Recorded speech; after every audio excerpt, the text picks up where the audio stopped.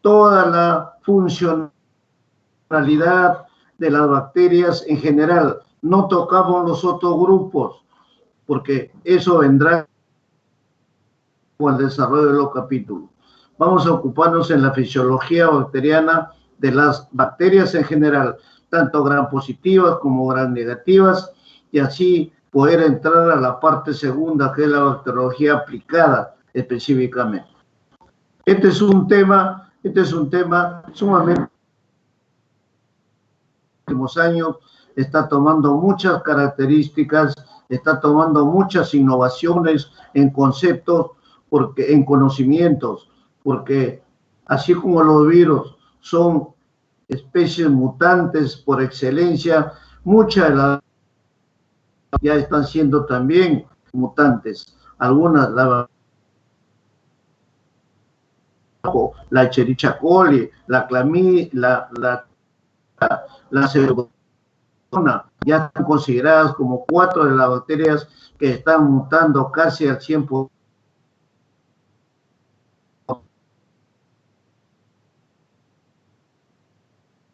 Grupos de antibióticos para ello.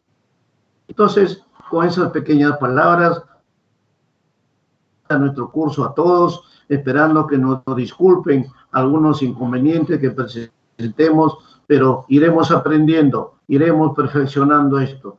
Yo con ustedes y los demás colegas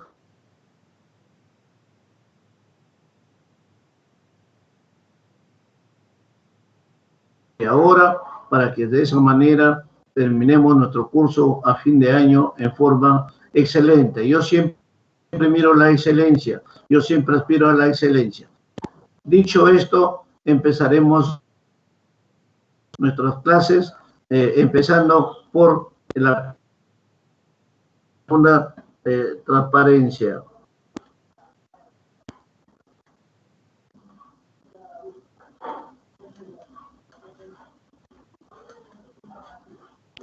La segunda siempre date tu título. Ya, esa es la segunda. Hablo 2 cositas y pasamos rápido. Bien. El subtítulo es Variaciones de la virulencia.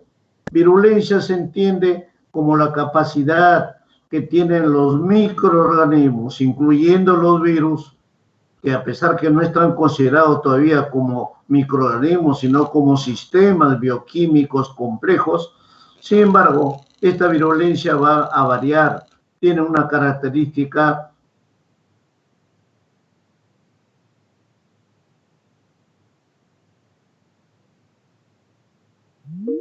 por tanto, esta virulencia puede ser muy extensa, muy invasiva en algunos huéspedes, como también puede ser mediana o asintomática. De ahí la palabra que hoy en día está retomando, como es la asintomatología.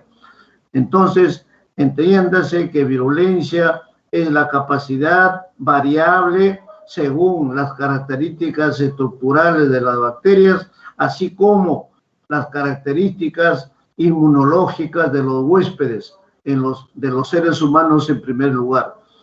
Por lo tanto, esto ya será medido, como dice, la medida de la virulencia se va a dar de acuerdo a las características clínicas que ustedes tienen que evaluar al inicio, al hacer su diagnóstico presuntivo, y luego hacer los diagnósticos correspondientes y finalmente indicar la terapia adecuada.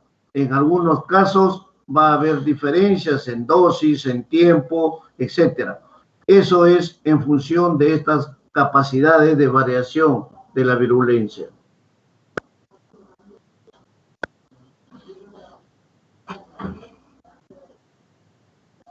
La siguiente. Ya.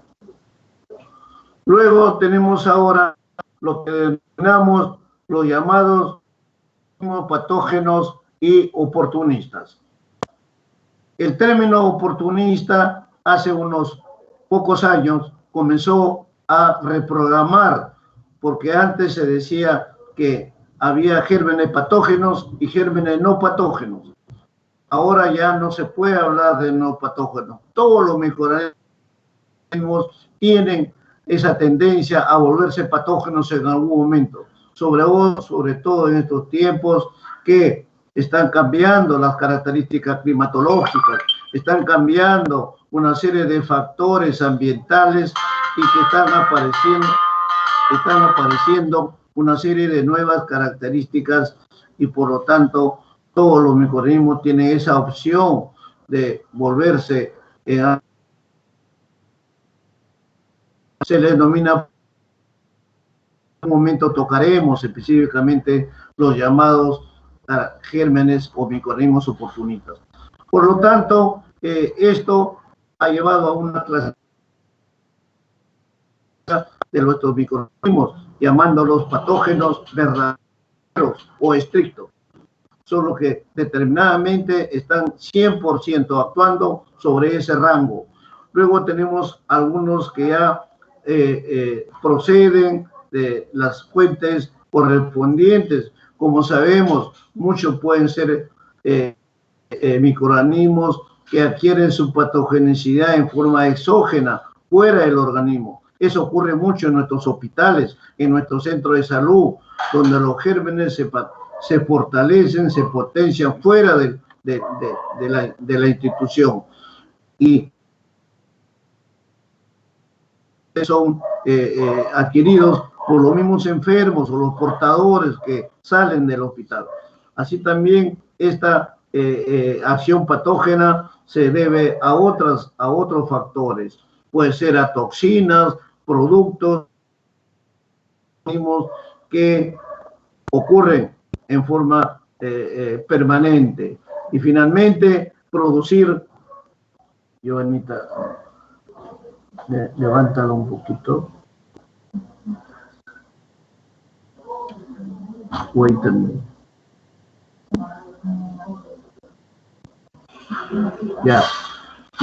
Y finalmente, producir pues acciones ya patológicas propias, o sea, la producción de enfermedades.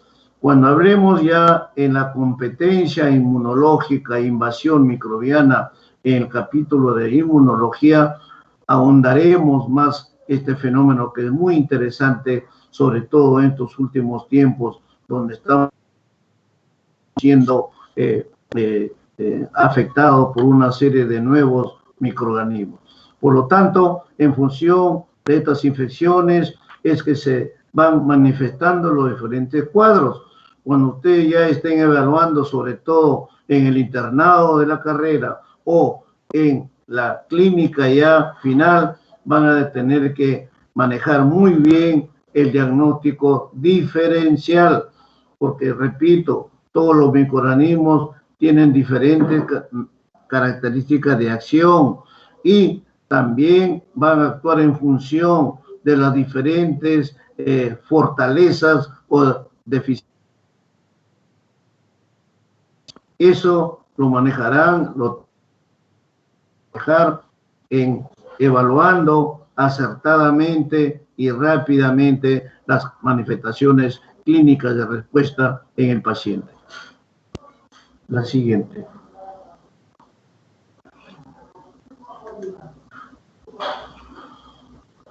Tenemos otro grupo que lo llamamos los patógenos potenciales u oportunistas. Siempre en la clasificación vamos a agregar siempre ese término oportunista. Todos tienen la oportunidad de volverse patógeno. La Escherichia coli, que es un patógeno externo, muy invasivo en estos momentos, sin embargo, puede permanecer en forma de la flora bacteriana a nivel intestinal y de ahí también puede volverse oportunista, puede potenciarse por diferentes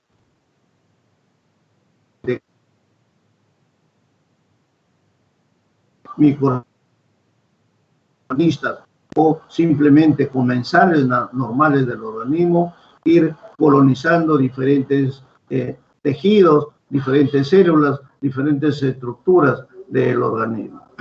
De esa manera ya se van produciendo, como son algunas inmunodeficiencias que van a permitir la introducción de otros gérmenes. También se va modificando, se va procediendo a las formas endógenas y exógenas.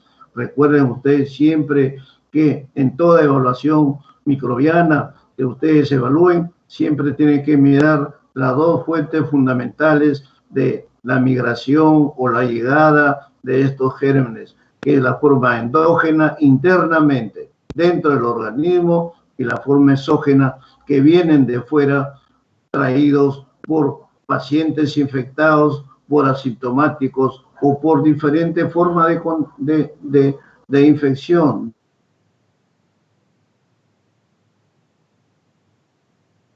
De esa,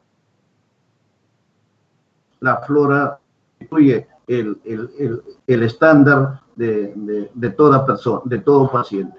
Esta acción también tiene que tener una serie de condiciones para que puedan lograr su cometido dentro del huésped. Y ello finalmente les va a producir las características clínicas típicas o atípicas. Ustedes también van a entrar a manejar ya cuando una infección, cuando una invasión microbiana es típica. Por ejemplo, la tuberculosis es una infección típica. Sabemos cómo es el contagio, cómo entra, cómo se va multiplicando, cómo se localiza finalmente en el pulmón, que es una tuberculosis pulmonar, o que se va al riñón, que es una tuberculosis renal a nivel digestivo, una tuberculosis digestiva, o se va al cerebro, que produce una tuberculosis meningia. Entonces, todas estas características se van manifestando en las diferentes etapas o sedes del paciente.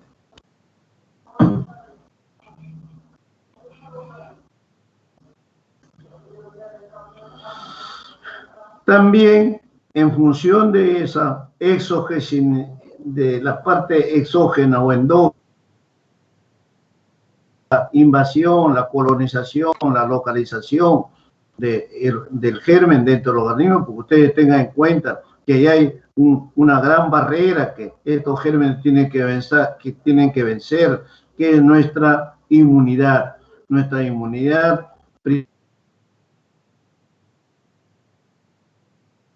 o la segunda, que es la inmunidad celular. Son nuestras barreras, es nuestro ejército molecular celular que se enfrenta en primera instancia, como ahora estamos llamando a raíz de esta infección del coronavirus, no la gente que está en primer nivel, que todo el personal de salud.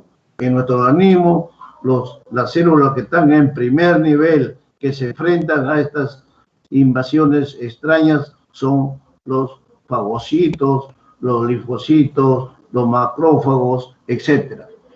Y luego por ello tenemos pues las localizaciones de las formas intracelulares y extracelulares. Ello nos va a permitir tomar a estas bacterias extracelulares, a las bacterias intercelulares, para ir midiendo su capacidad patógena, su capacidad invasiva, y con ello ir elaborando inmediatamente los diagnósticos rápidos y con ello aplicar el tratamiento rápido, adecuado y preciso. Todas las bacterias, especialmente las intracelulares, tienen facultades importantes. Se reproducen en los espacios intercelulares, se reproducen de acuerdo a la libertad que se le puede dar, pero están encima inmediatamente nuestros fagocitos, están nuestros polimorfonucleares, están nuestros fagocitos, etcétera. Entonces, de esa manera, este procedimiento que lo generan ellos, que son la digestión celular, van a actuar sobre estas sustancias extrañas. En algunos casos serán vencidos por la capacidad virulenta, patógena del agente invasivo, y finalmente ya se tendrá que luchar contra el proceso de la enfermedad en sí. La siguiente.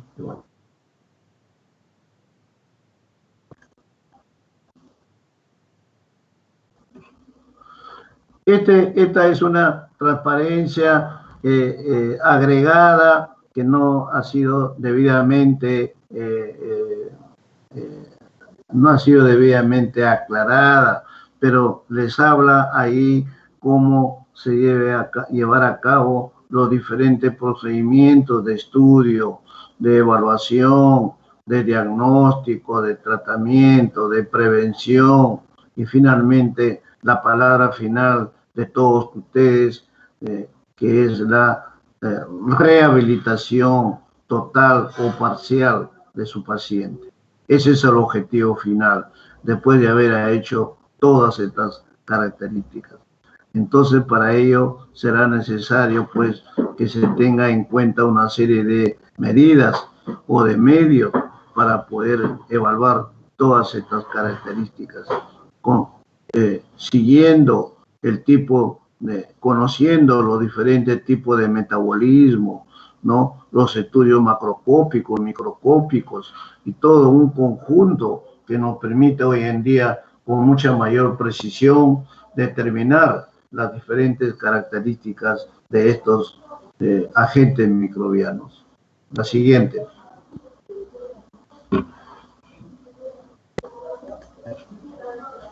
Aquí, solamente para que ustedes grafiquen, en dos clases más adelante vamos a tocar con mayor profundidad esto de la fisiología bacteriana, para que usted tenga idea de cómo, en función del tiempo y de la curva de crecimiento, de estabilidad y de creciente, es en toda la vida microbiana.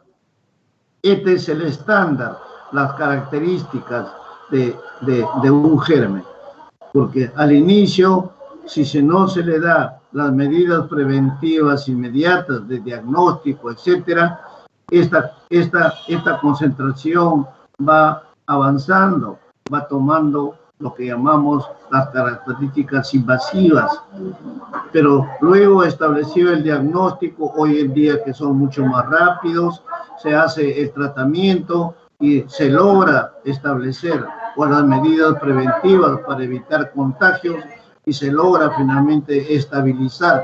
Y finalmente viene la fase de descenso, donde ya el germen está con el tratamiento adecuado, las medidas preventivas adecuadas, y de esa manera tiende ya a estabilizarse y el paciente irá mejorando, irá tomando las características de evaluación ya normal. Esta es la famosa curva que están peleando hoy en día, como saben, que están inclusive en desacuerdo dentro de la comunidad médica, la comunidad científica, donde no aparece esta curva característica en la infección por coronavirus, donde apareció agresivo, ¿no? Pero no se estabiliza y menos empieza a descender. ¿Qué es lo que está faltando?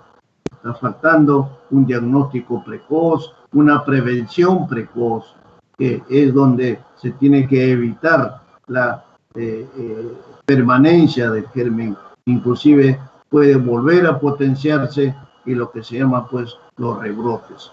Entonces, esto es muy importante que ustedes conozcan en su estadística diaria, en sus procedimientos bacteriológicos, para que puedan encarar con certeza todos estos fenómenos, que es una cadena, casi un modelo, podemos decir, general de toda infección microbiana.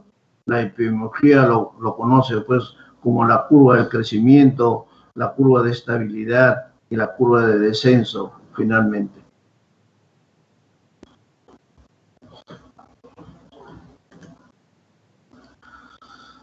Aquí un repaso, ya ustedes han trabajado esto mucho en bioquímica, ya les han dicho el metabolismo de los diferentes grupos, carbohidratos, proteínas, lípidos, aminoácidos, ciclo de Krebs, ciclo de las pentosas, todo eso no lo olviden, eso lo van a necesitar siempre en los diferentes conocimientos, conceptos de nuestra asignatura, no solamente de micro, de parásito también.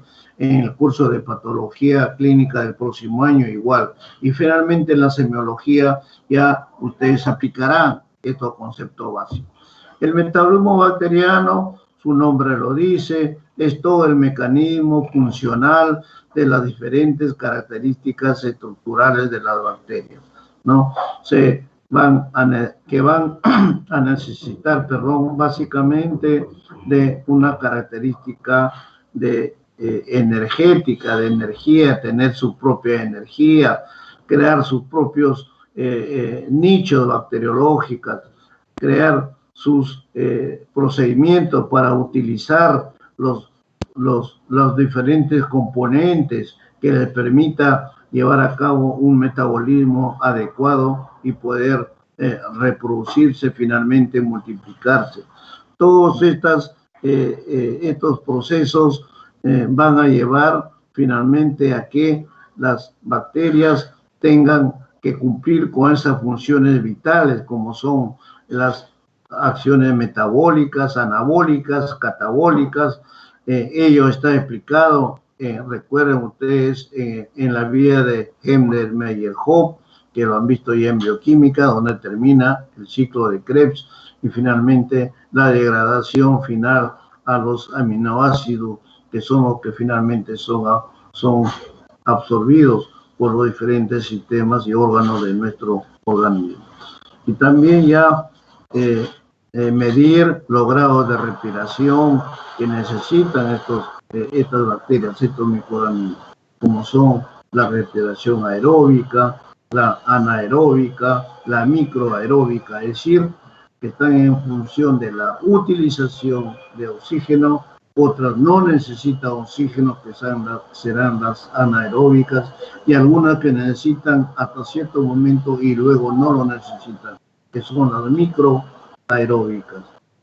Entonces, todo esto va a llevar a ir determinando y ustedes ir comprendiendo la importancia de estos procedimientos para que se cumpla todo el metabolismo bacteriano, donde el oxígeno tiene que ver de forma muy importante. Siguiente, bonito.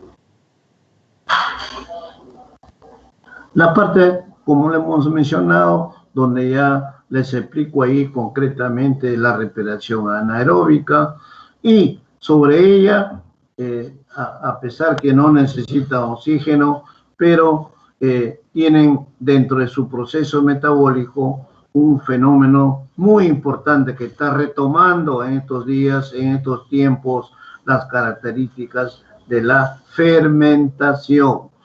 Muchas bacterias, un gran número de bacterias, especialmente el grupo de las enterobacterias, que lo veremos más adelante, tienen la capacidad de ser muy fermentadoras de glucosa, de sacarosa, de proteínas, de carbohidratos, etc.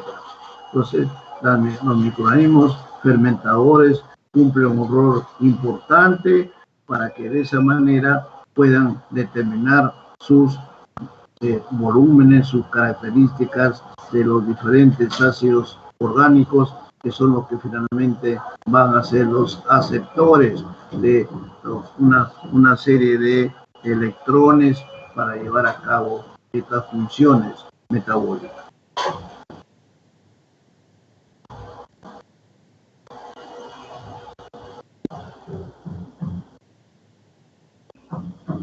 Dentro de los requerimientos bacterianos, llamados así para los diferentes microorganismos, las diferentes bacterias, es como la dieta para el ser humano.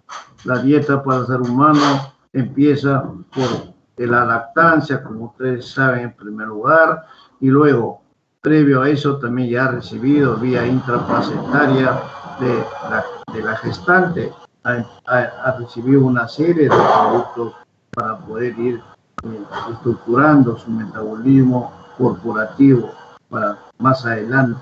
En las bacterias también se necesita una serie de requerimientos, ¿no? Así como el humano, les repito, son requerimientos de todo tipo de procedimientos, de elementos químicos, bioquímicos, físicos, etcétera, lo que hoy día ya se encarga todo lo que es la nutrición humana, nosotros hablamos todavía de los requerimientos para el crecimiento de la bacteria. La bacteria nace, crece, se multiplica, se desarrolla, igual que el ser humano en forma muy similar. Entonces, todas estas llevan a una variación. ¿Por qué, por ejemplo, la temperatura entre 35 y 37 grados? ¿Por qué se remarca? Porque esa es la temperatura adecuada para los microorganismos. No necesitan temperaturas muy elevadas, 40 grados, 50 grados, que son las psicrófilas, que abundan en las grandes aguas termales, que son beneficiosas naturalmente, o las otras que necesitan de 10, 15 grados centígrados para poder desarrollar estas actividades, pero que no son muy patógenas ni son muy virulentas. En cambio, las más patógenas y las más virulentas están dentro del rango de temperatura 35 a 37. ¿Por qué? Porque esa es la temperatura corporal estándar del ser humano.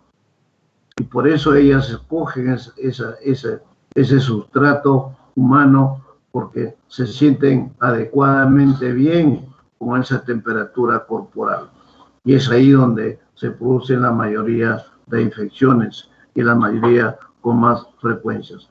Y así ya, en cambio, otras bacterias necesitan menos concentraciones, necesitan menos condiciones de temperatura, menos ambientes, con una serie de variantes en cuanto a los elementos nutricionales para su diferente metabolismo. La siguiente. También hay algunos requerimientos que van a variar de acuerdo a los componentes, a las estructuras de las bacterias. Todas las diferentes bacterias no tienen los mismos requerimientos metabólicos. Varían. Por ejemplo, las enterobacterias tienen un cierto patrón de requerimientos. Las anaeróbicas, las aeróbicas, los llamados cocos o estafilococos, tanto gram positivos como gram negativos. Por eso ahí en la primera clase les he dado ahí un esquema muy concreto para que ustedes diferencien la variedad de estas estructuras, y cada uno de ellos tiene sus requerimientos especiales en cuanto a los nutrientes que van a utilizar. Y con ello ya hay otras formas de nutrientes especiales, generales, ¿no? Que van a permitir cubrir los requerimientos de las diferentes estructuras bacterianas. La siguiente, Giovanni.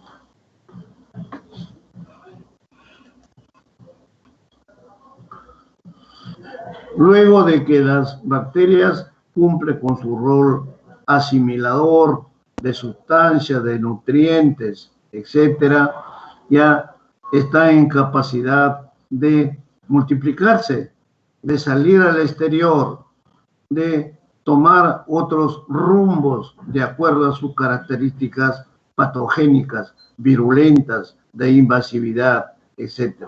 Es como si el niño formado a los 9 meses sale al mundo exterior, ya sale con una estructura formada que ha recibido durante los 9 meses intrauterinamente.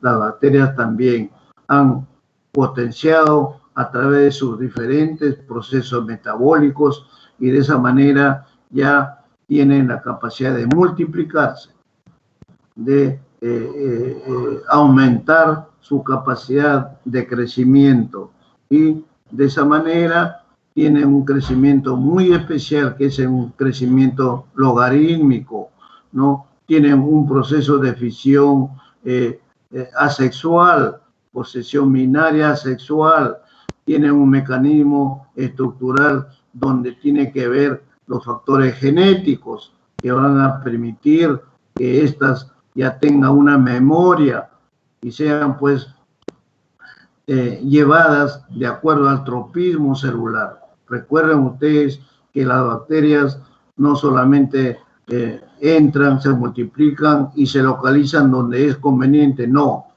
Las células tienen que finalmente dirigirse a donde está su receptor celular. Eso lo hablaremos más adelante de forma más profunda. Pero, por ejemplo, el virus de la hepatitis entra por vía digestiva, por contaminación con agua, con alimentos. Sin embargo, ¿dónde está su receptor celular? En el hepatocito, en el hígado. Ahí llega y ahí comienza a desarrollar su patología específica. Y así, todos los microorganismos tienen esa característica de los receptores celulares. La unión final del microorganismo bacteriano y su receptor celular se dará de acuerdo a ese acercamiento genético celular entre ellos. Por ello, entonces, es importante que esta fase pueda ser manejado. Ustedes, cuando ya estén en la parte clínica, van a tener que actuar con mucha rapidez, sobre todo cuando estén con gérmenes que se están multiplicando anaeróbicamente o aeróbicamente. Entonces, la presencia de oxígeno, si va a ser necesario disminuir o cortar la invasividad de estas bacterias, actuarán de esa manera o viceversa.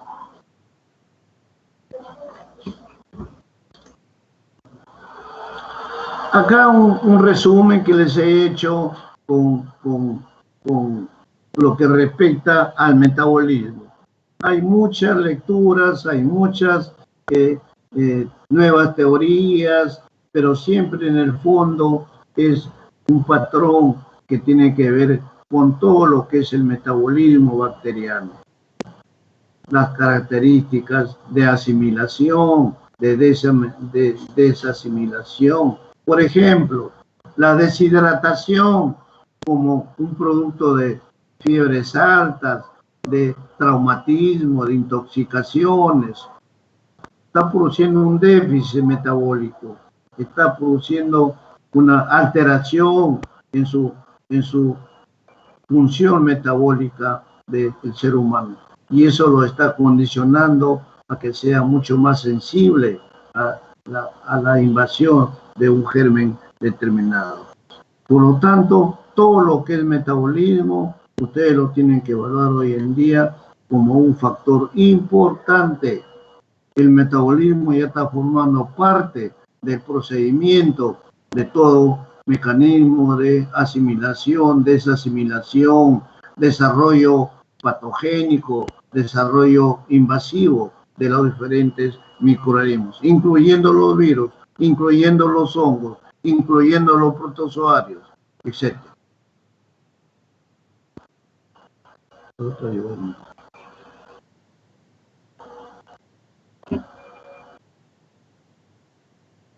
Ahora, dentro de los diferentes factores bioenergéticos que la bacteria, específicamente a la cual nos estamos refiriendo,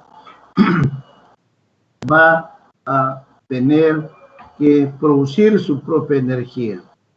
No es como los virus, que no producen su propia energía, necesitan utilizar la energía, necesitan utilizar los factores metabólicos de la célula huésped.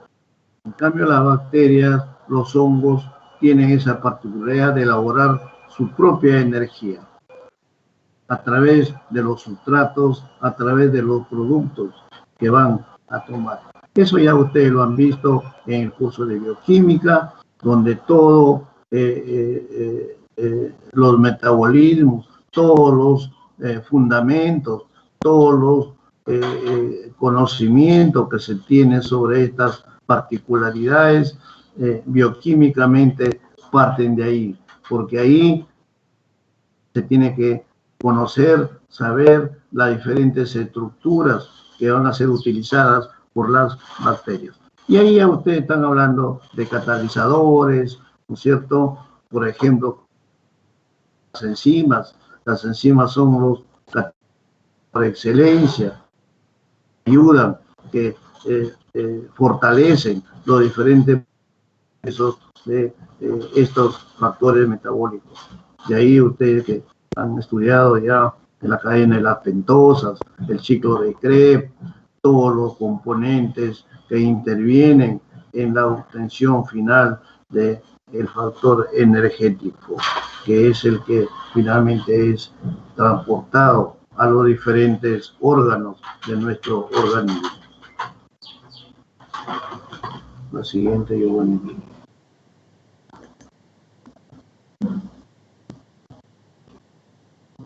Y como hablamos de metabolismo, asimilación, incorporación, agregado de diferentes nutrientes, componentes, ¿no?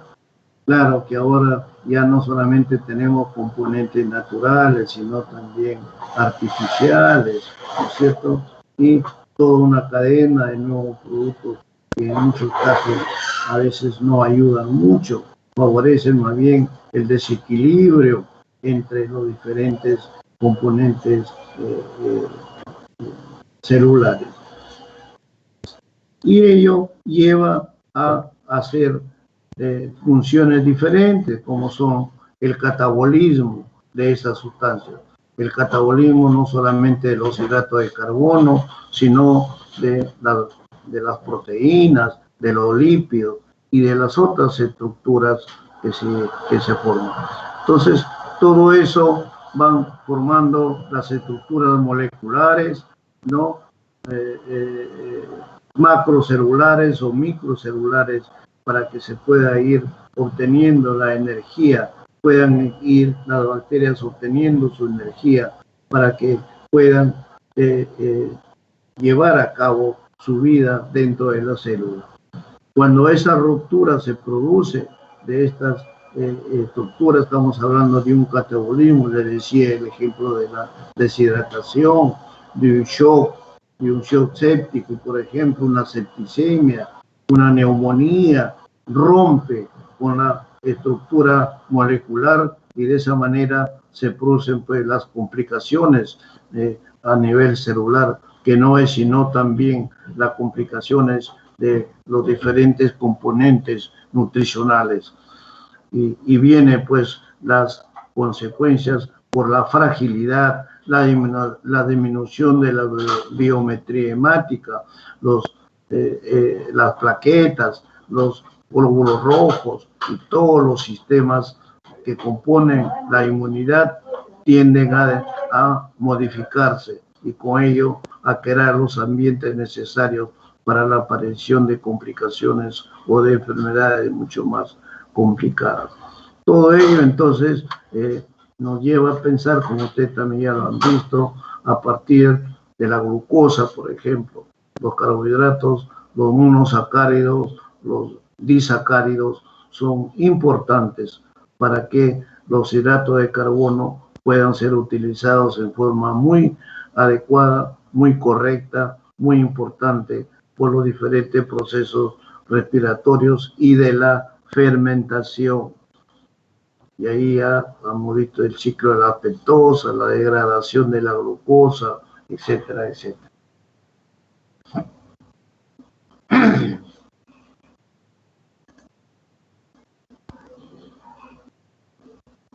Dentro de este procedimiento de el factor metabólico, tenemos dos elementos importantes que ustedes considérenlo siempre, que son los llamados factores de arranque y los factores inhibidores.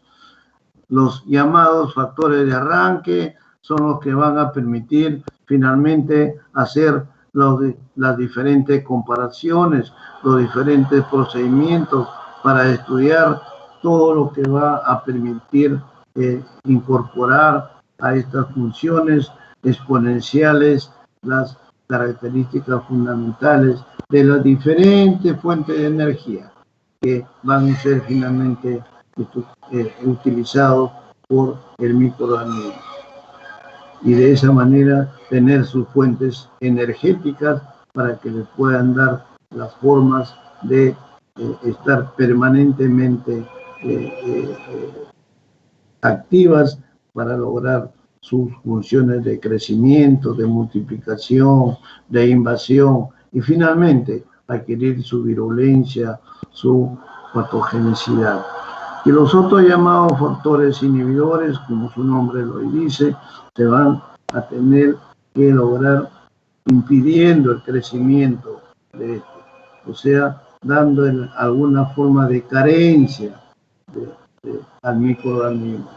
Es decir, se le va a quitar un poco estas formas y de esa manera los factores que le van a permitir patogenicidad, virulencia a las bacterias van a ser inhibidas, van a ser separadas, no van a tomar parte activa de este procedimiento.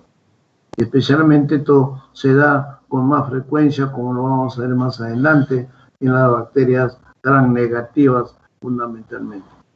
Y también en el uso de los antibióticos. Ustedes tienen que tener el cuidado suficiente cuando hablemos más adelante del antibiograma, del diagnóstico preventivo. Ahí tendrá que ver la importancia que sigue teniendo los antibiogramas. Hoy, más que nunca, por la aparición de muchas cepas resistentes, otras ya están entrando al camino de la resistencia, la RBT, que es la resistencia bacteriana de transferencia, y ello por la excesiva utilización de antibióticos de amplio espectro, que ya eso se tiene que ir racionalizando, tiene que ir ya seleccionando, porque hay infecciones, hay bacterias que ustedes no necesariamente tienen que emplear antibióticos de amplio espectro. Lo hace, pero dice, no, en 24 horas ha cortado el foco infeccioso, ¿no? Y el paciente se recupera rápidamente, pero a costa de un efecto contrario, porque si esos gérmenes ha sido, por ejemplo, una infección por Escherichia coli y le da a usted un antibiótico de amplio espectro para gram negativas y gram positivas, se llevó a la coli que es gram negativa, pero también se llevó a los gram positivos. De esa manera se producen los cuadros de compensación y la flora bacteriana se va a ver alterada.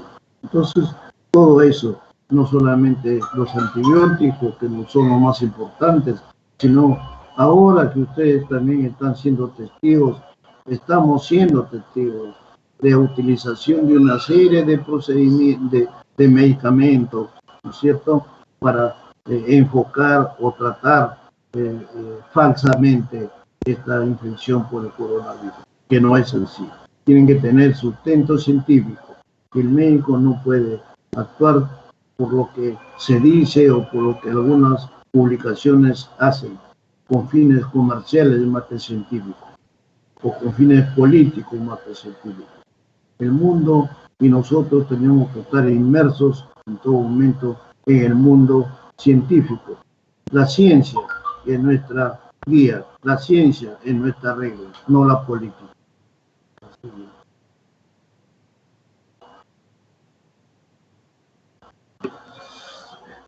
Y también, aparte de todos los requerimientos energéticos que les he señalado y que todavía siguen apareciendo, tenemos en nuestro país toda una gama hermosa, extensa, rica en sustancias naturales y que nos permiten dar requerimientos de forma muy importante.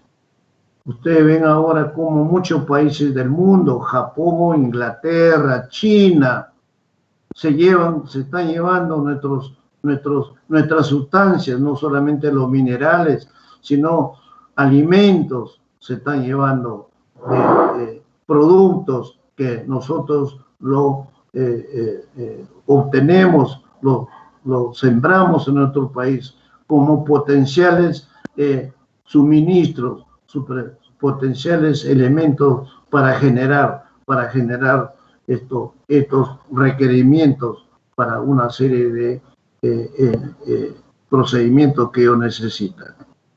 Y ahí son tres fuentes importantes: las famosas fuentes de azufre, las fuentes de fósforo y los iones metálicos. Son tres elementos que ahí está ejemplarizado, que van a ser utilizados en forma exclusiva, digamos así, por las diferentes estructuras bacterianas. Y también por otra clase de microorganismos, no solamente los eucarióticos, sino también los procarióticos. Y en cuanto a los iones metálicos, como sabemos, también van a ser utilizados en forma iónica en diferentes concentraciones, bajas en lo posible, para que de esa manera, ¿no?, elementos como el sodio, el potasio, el magnesio, etcétera, el hierro, tengan participación importante, directa, en los diferentes procedimientos metabólicos. Ya las concentraciones, las cantidades, los tiempos que se puedan utilizar, eso será motivo de que ustedes ya manejen en su evaluación clínica correspondiente. Y también hay factores de crecimiento que ayudan, ¿no es cierto?, en el niño cuando se está formando intrauterinamente. Se dice que el mejor factor de crecimiento, de fortalecimiento, es la leche materna. Igual en los microorganismos también hay factores de crecimiento importantes que las bacterias necesitan para inicialmente potenciarse, madurar, desarrollarse y finalmente multiplicarse. La siguiente, Giovanita.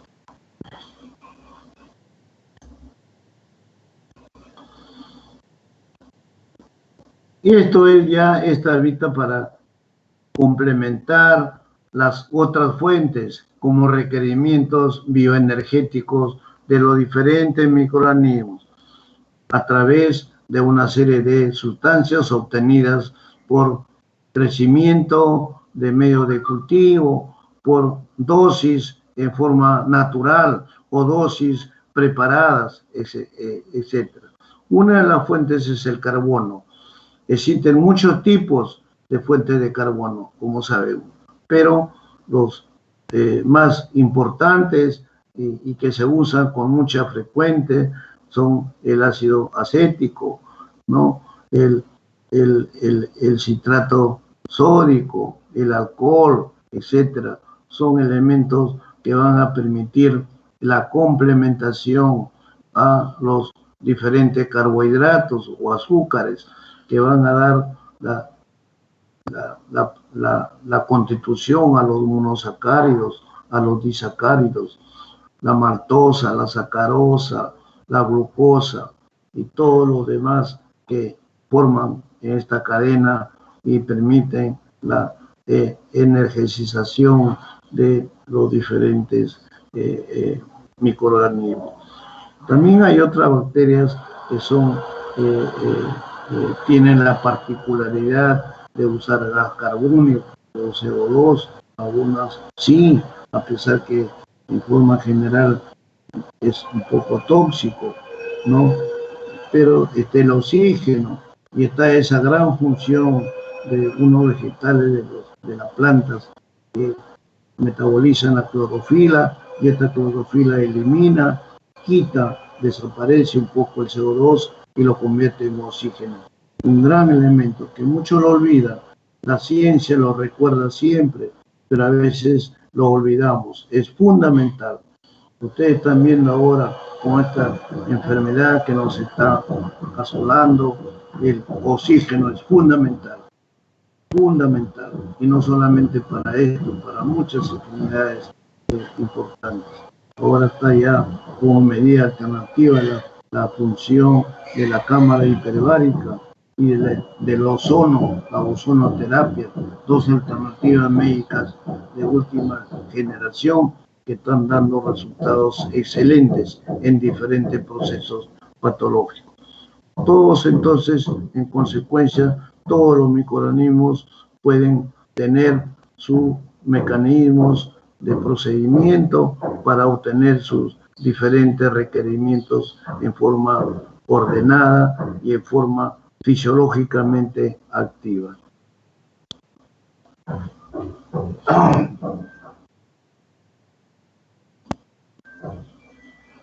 La otra fuente es importante, como ustedes saben, la fuente de nitrógeno, ¿no? Que es una fuente de repente con una menor capacidad energética que otras fuentes como la de carbono, por ejemplo, pero que es importante y es necesaria para este metabolismo microbiano.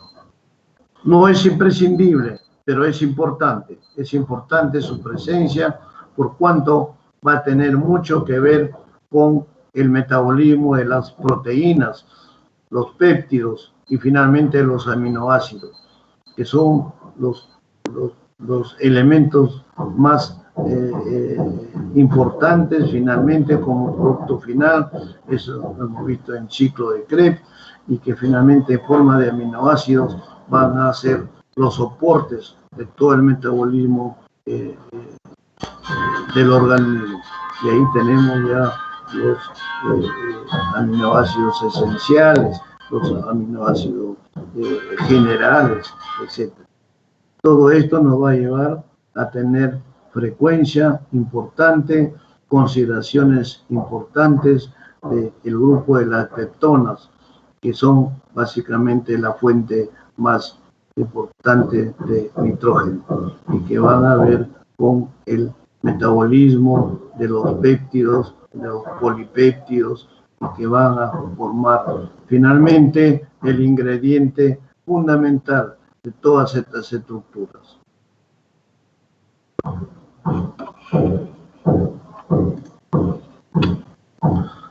Aquí un cuadrito para que ustedes vean más o menos la clasificación de las bacterias por su reacción al oxígeno. Está el tipo de las bacterias, cuáles son ellas, ¿no? Las psicrófilas, las mixtas, tenemos las diferentes estructuras, estoy poniéndome los lentes para verlo un poquito mejor, ¿no? Tenemos los tipos de respuestas que alcanzan, ¿no? Tenemos sus requerimientos básicamente a base de el elemento molecular, y tenemos el tipo de bacterias. Eso lo vamos a ir viendo uno por uno en la parte de bacteriología especial, ¿no? En función de estos requerimientos a nivel de su fisiología de cada uno de ellos, ya sea a nivel aeróbica, a nivel anaeróbica, a nivel facultativa. Hay algunos que son facultativos estrictos y otros son facultativos temporales. Entonces, todo ello nos va a permitir tener las diferenciaciones para cuando ustedes hagan evaluaciones de tipo metabólico, sobre todo. En pediatría, muy importante. En medicina interna, muy importante. La siguiente, Giovanita.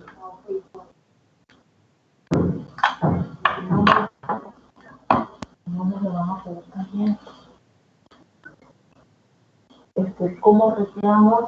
La respiración, como vemos, ya es parte fundamental de todo el proceso metabólico, de toda la fisiología bacteriana. La respiración es un proceso básico de todo el continuismo, toda la cadena de ATP. Finalmente es el ATP, es el producto final donde va a obtenerse el patrón de metabólico esencial para todos los procesos metabólicos general del organismo.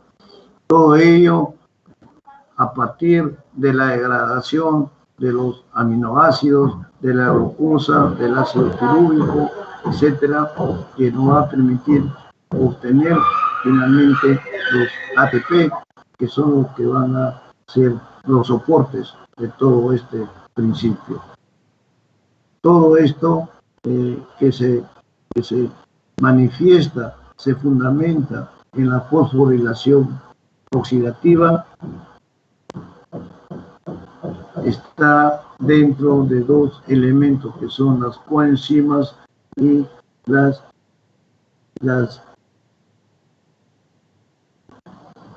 quimosmosis, o sea, la coenzima, que es la que está pegada, está siempre llevada por las enzimas en general, van a ser las que van a tener como factor complementario, no específicamente proteico, pero complementario. Así tenemos, por ejemplo, la coenzima A, tenemos que ver mucho en su problema degradativo en el ciclo de Krebs.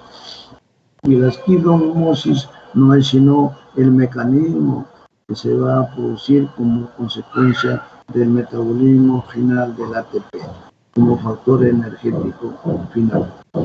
Sobre eso ya tenemos otros factores. Ya. Por lo tanto, el factor enzimático, los catalizadores por excelencia, como lo vamos a ver también en algún momento en la práctica virtual, son sustancias que nos van a permitir complementar estos mecanismos. Tenemos ahí el óxido reductasa, tenemos la transferasa, tenemos la hidrolasa, tenemos la liasa, tenemos la isomerasas. Todas estas clases de enzimas van a dar como consecuencia la presencia y el aporte de un grupo diferente de elementos, la citocromo-oxidasa, la beta-lactato de desogenasa, la alanina, la desaminasa, la ligasa, ¿no? El oxalato y todos los fotoglucómenos, el fosfoglucoisomerasa, que van a tener que ver con las diferentes reacciones catalíticas de este procedimiento, dando las transferencias de electrones, produciendo transferencias de grupos funcionales específicos, reacciones de hidrólisis, adición de moléculas a dobles enlaces enzimáticos y todo un conjunto de características que se van a dar en el camino metabólico. Todo esto a nivel molecular.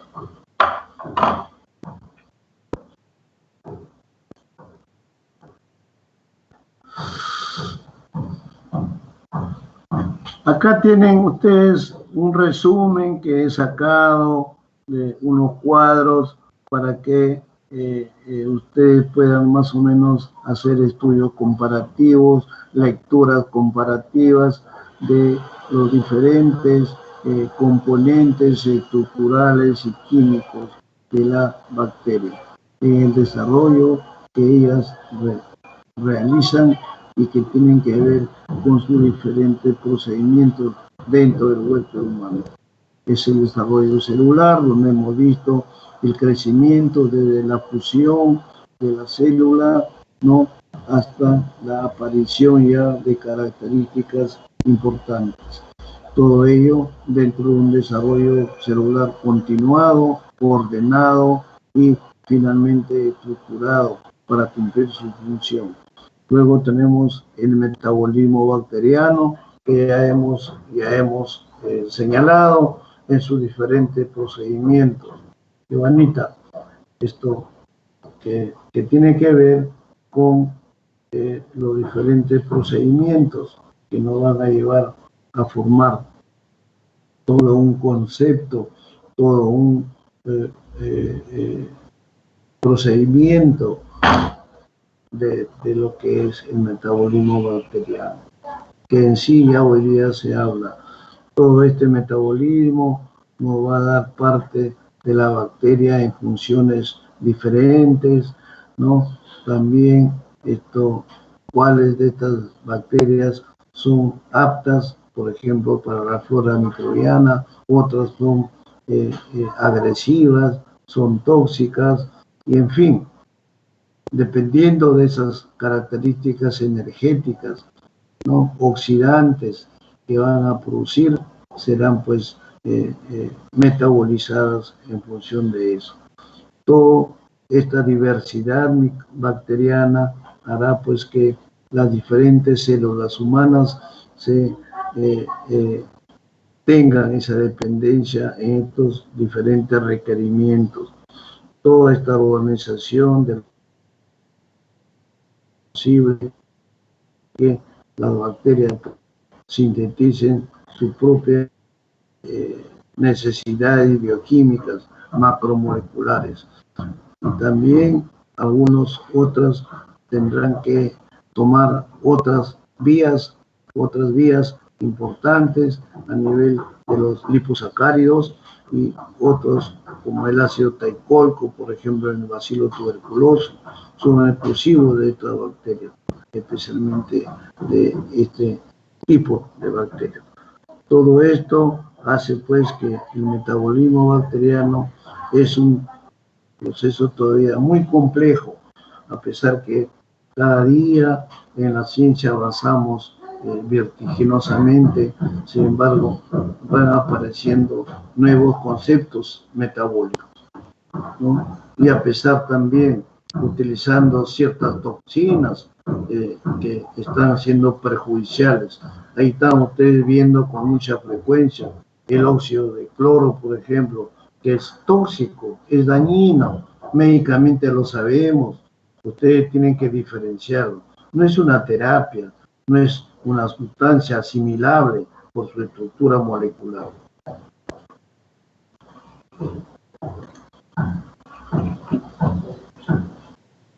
Ello hace entonces que las diferentes poblaciones microbianas desarrollen un crecimiento bacteriano estándar, un crecimiento bacteriano por los diferentes métodos que hemos señalado. Estos métodos le van a permitir que las diferentes bacterias se desarrollen, fácil de detectar a la rapidez y de acuerdo a el nivel de sensibilidad y especificidad de los diferentes métodos. Haciendo las llamadas pruebas moleculares, cuando las pruebas moleculares ya es una metodología, y en Perú también. El diagnóstico DNA es el más específico, es de última generación para hacer un diagnóstico preciso, certero y con toda seguridad. Esa famosa prueba rápida son pruebas netamente cualitativas, diferencian ustedes, mientras que las pruebas moleculares son cuantitativas. Entonces, esa es la gran diferencia. Y ello trae lo que ya vamos a ver en una próxima clase, las curvas de crecimiento que les enseñé, esa gráfica, donde ahí señalo la fase de latencia al inicio, cuando el germen entra en batalla con las defensas naturales, y si vence, va avanzando, se produce la fase de desarrollo, la fase exponencial o logarítmica, y finalmente la fase de descenso, donde ya tiende el germen a desaparecer o atenuarse definitivamente, lo que no está ocurriendo, por ejemplo, con los coronavirus. ¿Por qué? Porque hay un descontrol, hay un desajuste epidemiológico en el camino de esta curva. Pues no podemos hablar. Otros países en Europa, en el resto del mundo, ya han pasado esa barrera estándar y ha entrado en la fase de descenso, y finalmente se controlará, ya sea por la vacuna, por los tratamientos adecuados, etc. Joanita.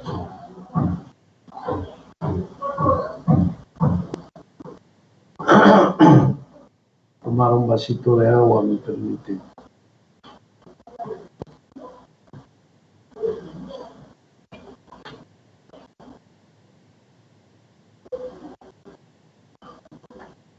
Estamos hablando ya ahora para que ustedes ya vayan entrando en estas fases continuas.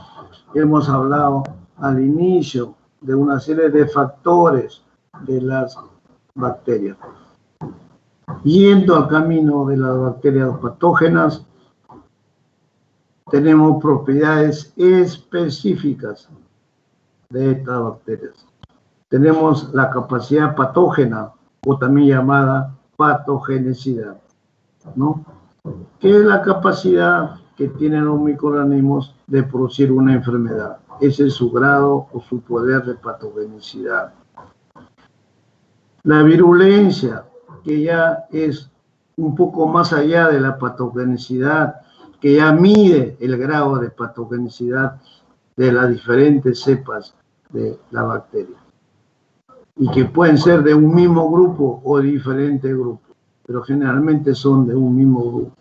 Por ejemplo, la E. coli tiene E. coli 2, 8, 6, 16, 18. De todos ellos, la virulencia va a ser variable.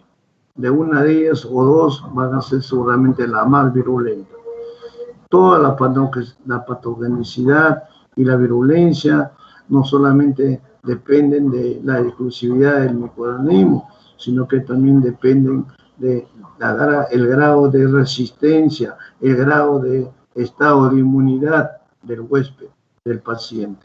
Y de esa manera se podrá equilibrar, y ese equilibrio se romperá en función de la capacidad virulenta o patogénica del huésped o la resistencia inmunológica del huésped. Ello, naturalmente, nos lleva a tener en cuenta este axioma, que es enfermedad no es sino el resultado del número de microorganismos en función de la concentración por su virulencia y o la resistencia del huésped. Esto va a variar, hay variaciones de esa virulencia, repito, hay variaciones de esa patogenicidad que serán estudiadas siempre y consideradas en cada uno de los microorganismos, especialmente en la bacteriología especial.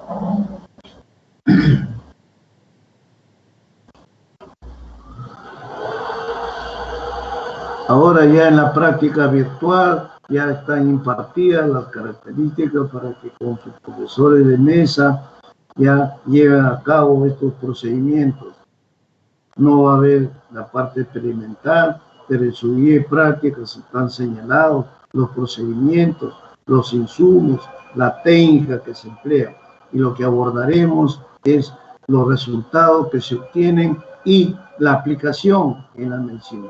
En el día a día que ustedes tengan más adelante, ya verán cómo pueden ser inmediatamente aisladas, cómo podrá ser la forma más rápida que ustedes trabajen en un diagnóstico preciso, no solamente el cualitativo, y ahora estamos entrando a la era de los exámenes, de las pruebas cuantitativas, moleculares, y por lo tanto estas serán tomadas en cuenta de acuerdo a esas características.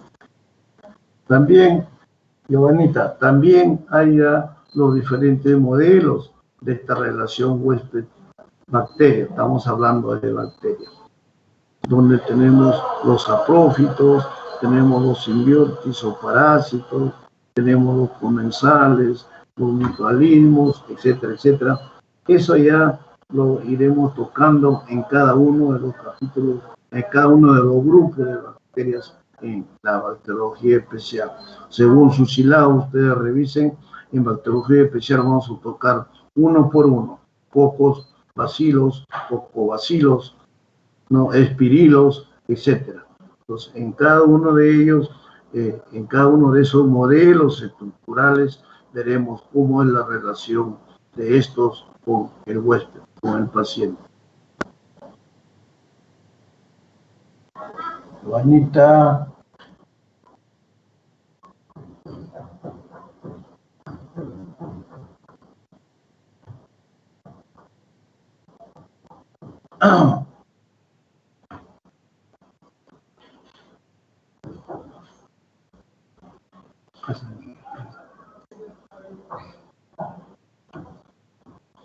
Ahora, la capacidad patogénica, la capacidad virulenta de los diferentes microorganismos, ¿puede ser medida? Sí, hay medidas ahora.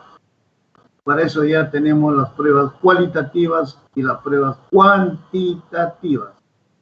En función de la medición a nivel de la dosis única, mínima necesaria y las dosis ampliadas.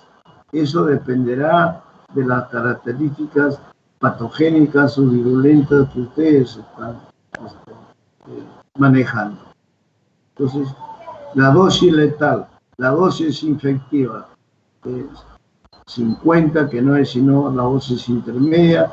Sobre esa base ustedes trabajarán para hacer sus esquemas de tratamiento en cuanto a concentración del medicamento y el tiempo en el cual ustedes van a trabajar, teniendo en cuenta el peso, teniendo en cuenta las características del huésped, lugar de habitación, trabajo que realiza, en fin, todas esas características. Por lo tanto, no solamente a nivel de los mecanismos patógenos y oportunistas, sino también a los patógenos estrictos y a los patógenos potenciales u oportunistas. En todos ellos se va a producir estas variantes, estas variables, en función de las formas en que usted está manejando su terapia. Haber pasado de su evaluación preliminar en su evaluación presuntiva, entra a la fase del diagnóstico rápido, preciso, y luego ya al tratamiento específico con el antibiótico o con la sustancia adecuada. Y si eso no es posible, ya se recurrirá a la cirugía finalmente. Pero se agota todos estos pasos anteriores en función del camino que señala todo accionar semiológico, salvo que usted esté enfrentando un caso emergente, una intoxicación masiva para que pueda manejarlo de esa manera. Finalmente, los microorganismos ya estamos clasificándolos hoy en día en los parásitos o microorganismos intracelulares y extracelulares. Todas las bacterias pueden ser en ambos casos, tanto intracelulares como extracelulares. Ustedes ya van a hablar cuando estén en medicina interna, por ejemplo, sobre las infecciones intrahospitalarias y las infecciones extrahospitalarias. Antes se pensaba que todo venía de la fuente externa. No, hoy en día hay un equilibrio entre las bacterias que se adquieren dentro del hospital y que son llevadas hacia afuera, y otras que son traídas de afuera, que se localizan y se dejan dentro del hospital por diferentes mecanismos que epidemiológicamente ya se conocen. Y tanto en las extracelulares como en las intracelulares, llamadas también facultativas, va a haber una característica de reproducción específica en ambos. Sus funciones van a ser también determinadas por la capacidad de respuesta a nivel celular del huésped. Y todo ello entonces nos va a permitir dar el sentido rápido, preciso del diagnóstico fundamentalmente. El diagnóstico. Ustedes recuerden que el éxito de la rehabilitación de un paciente depende de dos factores importantes: diagnóstico oportuno, preciso y eficiente, y tratamiento antibioterápico, rehabilitador o quirúrgico, por lo mismo específico y de calidad. Porque puede haber una discordia, puede haber una equivocación en uno de ellos y el resultado no va a ser el apropiado.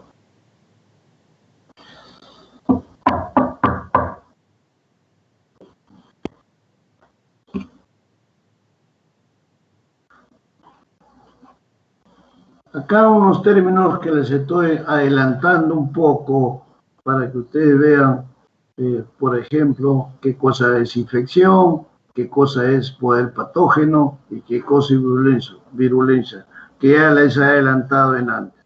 La infección no es sino la definición de la entrada, el establecimiento de este y su multiplicación de la bacteria, ya sea a nivel superficial o a nivel interno, o sea, una infección endógena o una infección exógena.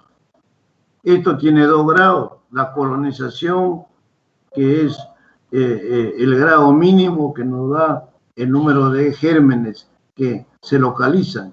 No es lo mismo que el paciente adquiera por inhalación, por contaminación, 1000 bacterias que otro que recibe 1.000.000 de bacterias. Entonces, la carga microbiana va a variar en función de la respuesta del organismo también. Entonces, toda esa característica de fiebre, secreción de mucos, malestar, astenia, etcétera, determinará cómo está yendo la carga, cómo ha sido la carga que ha absorbido ese paciente. Y eso será materia de una evaluación importante. Luego también hay algunas llamadas infecciones inaparentes, que no tienen mayormente un patrón de seguimiento y las manifestaciones clínicas pueden existir, pero no son demostradas. En cambio, la enfermedad infecciosa, si ya es notoria, es palpable, es diagnosticada, porque el germen ya se estableció en garganta, en pulmones, en estómago, en hígado, etcétera, etcétera. Ya está manifestado. Entonces, el virus de la hepatitis, por ejemplo, se localizó, se ubicó a nivel del hepatocito y ahí comienza a hacer sus manifestaciones específicas.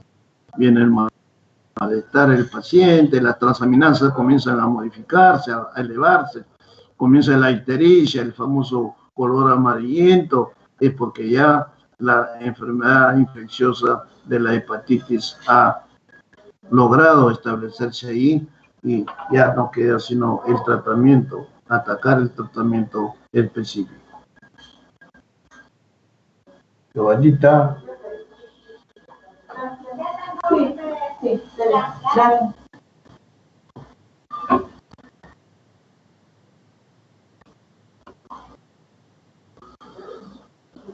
Y siempre recordándoles, yo siempre lo hago, no solamente con ustedes, en mi clase de posgrado que tengo a nivel de salud pública, siempre lo mencionamos. Y en estos momentos, a raíz de esta infección, de esta pandemia por el coronavirus, se está mencionando, se está resaltando los famosos postulados de Koch.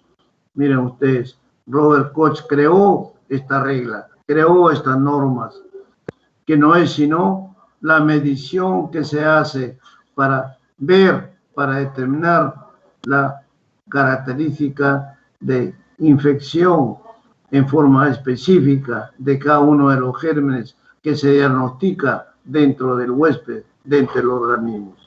Estos postulados señalan pues el por qué y cómo se debe actuar frente a este microorganismo que es considerado el agente causal de ese proceso. Entonces, los microorganismos deben concentrarse en los casos de la enfermedad en forma permanente, deben encontrarse allí. No se puede dar un diagnóstico de la presencia de un germen solamente por síntomas. Tiene que demostrarse que el germen está ahí. Una septicemia por estafilococo debe no solamente que tiene la característica, sino que usted debe demostrar con una coloración de Gram, una buena prueba, encontrar que ahí está el estafilococo. Ahí está el estafilococo aureus. También se tiene que aislar y obtenerse en cultivo puro, lo que hacemos en el curso, que esta vez no lo podemos realizar por la metodología, se tiene que demostrar en las lesiones. De acuerdo a eso, se demostrará que sí está ahí el germen. Se siembra, se cultiva y en 24 horas, y ahora en menos tiempo ya, en 12 a 16 horas, se puede obtener el cultivo puro. También debe producirse esta enfermedad, si es una septicemia estafilocócica, en un cultivo o en un cultivo específico o en un animal de laboratorio, en un cobayo, en un ratón, en un conejo, etcétera. Se inocula ese concentrado y se obtiene por autopsia del animal experimentado, demostrar que ahí está en vaso, en hígado, etcétera, está el germen que nosotros estamos demostrando. Y finalmente, también debe aislarse el microorganismo a partir de la lesión. Usted está sospechando una lesión por estafilococo, o por estreptococo, o por proteus. Entonces, tiene que demostrarse cuando haga las muestras, obtenga las muestras de las lesiones o de los líquidos de circulación de este germen, la presencia de este en la inoculación transferida a un animal de experimentación. Eso es lo que se está aplicando hoy en día. Inclusive, miren cómo es la ciencia en la parte clínica de la vacuna para el coronavirus. Muchos no lo hacen todavía a pesar que ya tienen la vacuna estructurada, porque falta la aplicación en el campo clínico. Falta demostrar uno de los postulados de Koch, donde dice que debe aislarse, el germen debe detenerse, pero que debe obtenerse de las lesiones. En este caso, a nivel de lesión pulmonar, básicamente, o bucofaringia del corona, tienen que demostrarlo ahí. Y para eso se necesita personas humanas, voluntarios. Entonces, si Rusia ganó, porque bueno, su población ha permitido masivamente que se le haga la prueba de ensayo, otros no lo hacen todavía, ya es problema de idiosincrasia, de civismo, de nacionalismo de cada país. Pero ese postulado, como ustedes ven, es necesario cumplirlo, así como el tercero también, importantes. Ahí está, Giovanita. Ya, parece que esa es la última. He agregado a lo que es el metabolismo, fisiología bacteriana. Así que